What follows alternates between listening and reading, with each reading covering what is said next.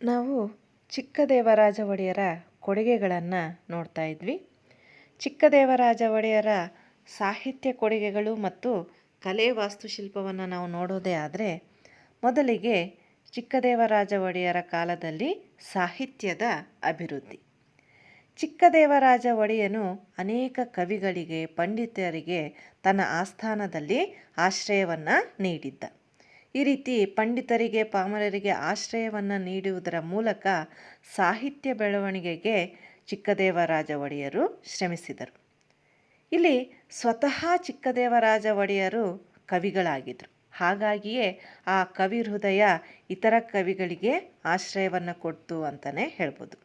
ಸ್ವತಃ ಕವಿಯಾಗಿದ್ದ ಚಿಕ್ಕದೇವರಾಜ ಒಡೆಯರು ಚಿಕ್ಕದೇವರಾಜ ಭಿನ್ನಪಂ, ಗೀತಾಗೋಪಾಲ, ಭಾಗವತ ಮತ್ತು ಶೇಷಧರ್ಮ ಎನ್ನುವಂತಹ ಕೃತಿಗಳನ್ನು ರಚಿಸಿದರು.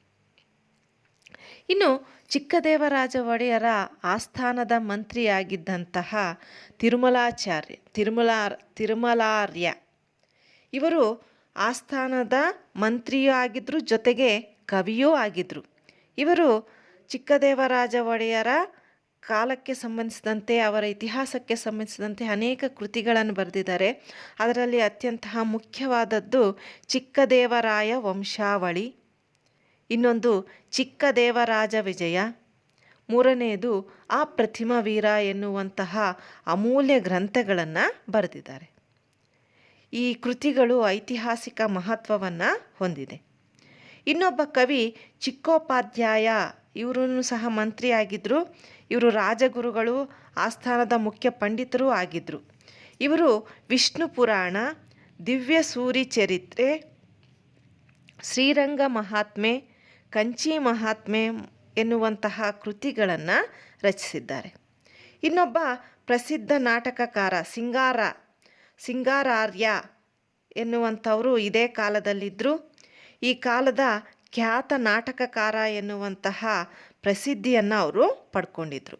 ಅವರು ಮಿತ್ರಾರವಿಂದ ಗೋವಿಂದ ಎನ್ನುವಂತಹ ನಾಟಕವನ್ನು ಬರೆದಿದ್ದಾರೆ. ಮಿತ್ರಾವಿಂದ ಗೋವಿಂದ ಅಂತ. ಇದು ಕನ್ನಡದ ಪ್ರಥಮ ನಾಟಕ ಅಂತಲೇ ಹೇಳ್ಬೋದು. ನಂತರ ಲಕ್ಷ್ಮೀಶ ಎನ್ನುವಂತಹ ಕವಿ ಜೈಮಿನಿ ಭಾರತವನ್ನು ಬರೆದಿದ್ದಾರೆ. ಇದೇ ಕಾಲದ ಇನ್ನೊಬ್ಬ ಕವಿ ತಿಮ್ಮರಸ ಎನ್ನುವಂಥವರು ಕ್ಷೇತ್ರ ಗಣಿತ ಎನ್ನುವಂತಹ ಕೃತಿಯನ್ನು, ಮಲ್ಲರಸ ಎನ್ನುವಂಥವರು ದಶಾವತಾರ ಚರಿತೆಯನ್ನು, ವೆಂಕಟಾರ್ಯವರು ಕೃಷ್ಣಗೋಪಿ ವಿಲಾಸ ಎನ್ನುವಂತಹ ಕೃತಿಯನ್ನು, ಪಂಡಿತ ಮಲ್ಲಿಕಾರ್ಜುನರವರು ಶಂಕರದಾಸಿಮಯ್ಯನ ಕತೆ ಎನ್ನುವಂತಹ ಕೃತಿಯನ್ನು ರಚಿಸಿದ್ದಾರೆ. ಈ ರೀತಿ ಇವರ ಕಾಲದಲ್ಲಿ ರಚನೆಯಾದಂತಹ ಕೃತಿಗಳಿಂದ ಕನ್ನಡ ಸಾಹಿತ್ಯ ಶ್ರೀಮಂತಗೊಂಡಿತು ಅಂದರೆ ತಪ್ಪಾಗಲಾರದು. ಚಿಕ್ಕದೇವರಾಜ ಒಡೆಯರ ಆಸ್ಥಾನದ ಮತ್ತೊಬ್ಬ ಖ್ಯಾತ ಕವಿ ಷಡಾಕ್ಷರಿ. ಇವರು ರಾಜಶೇಖರ ವಿಲಾಸ, ಶಬರಿಶಂಕರ ವಿಲಾಸ ಮತ್ತು ಬಸವರಾಜ ವಿಜಯ ಎನ್ನುವಂತಹ ಕೃತಿಗಳನ್ನು ರಚಿಸಿದ್ದಾರೆ. ಮತ್ತು ಇದೇ ಕಾಲಕ್ಕೆ ಸೇರಿದಂತಹ ಅತ್ಯಂತ ಪ್ರಸಿದ್ಧ ಸ್ತ್ರೀ ಕವಿತ್ರಿ ಸಂಚಿ ಹೊನ್ನಮ್ಮ ಮತ್ತು ಶೃಂಗಾರಮ್ಮ ಎನ್ನುವಂತಹ ಇಬ್ಬರು ಕವಿತ್ರಿಗಳು ಇವರ ಆಸ್ಥಾನದಲ್ಲೇ ಇದ್ದರು, ಇವರ ಕಾಲಕ್ಕೆ ಸೇರಿದರು. ಸಂಚಿ ಹೊನ್ನಮ್ಮ ರಾಜನ ಸೇವಕಿಯಾಗಿದ್ದರಂತೆ. ಇವರು ಹದಿಬದೆಯ ಧರ್ಮ ಎನ್ನುವಂತಹ ಕೃತಿಯನ್ನು ರಚಿಸಿದ್ದಾರೆ. ಈ ಹದಿಬದೆಯ ಧರ್ಮ ಸ್ತ್ರೀಯರಿಗೆ ಪವಿತ್ರ ವೃತಾಧರ್ಮವನ್ನು ಆಚರಿಸೋದು ಹೇಗೆ ಅಂತ ಕೃತಿಯಲ್ಲಿ ಬರೆದಿದ್ದಾರೆ. ನಂತರ ಆಕೆಗೆ ಸರಸ ಸಾಹಿತ್ಯದ ವರದೇವತೆ ಎನ್ನುವಂತಹ ಬಿರುದು ಇತ್ತಂತೆ. ಈ ಕಾಲದ ಮತ್ತೊಬ್ಬ ಕವಿಯತ್ರಿ ಶೃಂಗಾರಮ್ಮ. ಇವಳು ಸಹ ಸಂಚಿ ಹೊನ್ನಮ್ಮನಿಗೆ ಸರಿಸಮಾನಾದವಳು ಅಂತಲೇ ಹೇಳ್ಬೋದು. ಇವಳು ಪದ್ಮಿನಿ ಕಲ್ಯಾಣ ಎನ್ನುವಂತಹ ಕೃತಿಯನ್ನು ರಚಿಸಿದ್ದಾಳೆ. ಈ ಒಂದು ಕೃತಿಯಲ್ಲಿ ಪದ್ಮಾವತಿ ಮತ್ತು ಶ್ರೀನಿವಾಸರ ಕಲ್ಯಾಣದ ಬಗ್ಗೆ ವರ್ಣನೆ ಇದೆ. ಇನ್ನು ಚಿಕ್ಕದೇವರಾಜ ಒಡೆಯರ ಕಾಲದ ಕಲೆ ವಾಸ್ತುಶಿಲ್ಪವನ್ನು ನಾವು ನೋಡೋದೇ ಆದರೆ, ಚಿಕ್ಕದೇವರಾಜ ಒಡೆಯರು ಅನೇಕ ದೇವಾಲಯಗಳನ್ನು ಮತ್ತು ಸ್ಮಾರಕಗಳನ್ನು ನಿರ್ಮಿಸಿ ನಾಡಿನ ಕಲೆ ಮತ್ತು ವಾಸ್ತುಶಿಲ್ಪಕ್ಕೆ ತನ್ನದೇ ಆದಂತಹ ಕೊಡುಗೆಯನ್ನು ನೀಡಿದ್ದಾರೆ. ಇವರು ಶ್ರೀರಂಗಪಟ್ಟಣದಲ್ಲಿ ವರಹಸ್ವಾಮಿ ದೇವಾಲಯವನ್ನು ನಿರ್ಮಿಸಿದರು. ಬೆಂಗಳೂರಿನಲ್ಲಿ ಒಂದು ಕೋಟೆಯನ್ನು ಮತ್ತು ಕೋಟೆ ವೆಂಕಟರಮಣ ದೇವಾಲಯವನ್ನು ಚಿಕ್ಕದೇವರಾಜ ಒಡೆಯರು ನಿರ್ಮಿಸಿದರು. ಮೈಸೂರಿನಲ್ಲಿ ಶ್ವೇತವರಾಹ ದೇವಾಲಯ, ವರಕೋಡಿಯಲ್ಲಿ ವರದರಾಜ ಮಂದಿರ, ಹರದನಹಳ್ಳಿಯ ಗೋಪಾಲಕೃಷ್ಣ ದೇವಾಲಯ ಹಾಗೂ ಗುಂಡ್ಲುಪೇಟೆಯ ಪರವಾಸು ದೇವಾಲಯವನ್ನು ಇವರ ಕಾಲದಲ್ಲಿಯೇ ನಿರ್ಮಿಸಲಾಯಿತು ಅಂತ ಹೇಳಲಾಗುತ್ತೆ.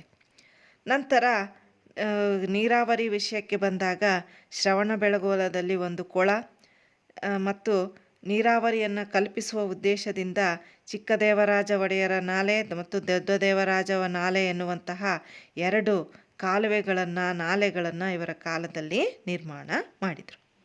ಸೊ ವಿದ್ಯಾರ್ಥಿಗಳೇ, ಇವೆಲ್ಲವನ್ನೂ ಸಹ ನಾವು ಚಿಕ್ಕದೇವರಾಜ ಒಡೆಯರ ಆಡಳಿತಾತ್ಮಕ ಕೊಡುಗೆಗಳು ಅಥವಾ ಸಾಧನೆಗಳು ಅಂತ ಪರಿಗಣಿಸ್ಬೋದು.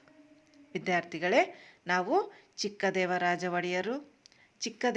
ಒಡೆಯರ ಸಾಧನೆಗಳನ್ನು ಕಲಿತಾ ಇದ್ವಿ.